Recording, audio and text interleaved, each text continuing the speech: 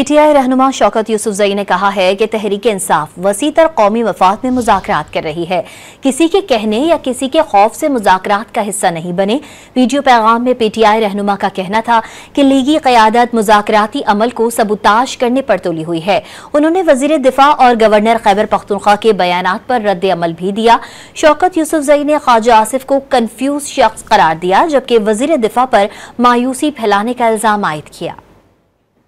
انصاف حکومت کے ساتھ مذاکرات کسی کے کہنے یا کسی کے خوف سے نہیں بلکہ ملکی مفاد میں کر رہی ہے۔ خواجہ آصف جیسے لوگ مایوسی پھیلا رہے ہیں، یہ کنفیوز وزیر دفاع ہے۔ ایسے لوگ کیسے وزیر دفاع بن سکتا ہے؟ گورنر خیبر پختونخوا پہ میں ضرور بات کروں گا۔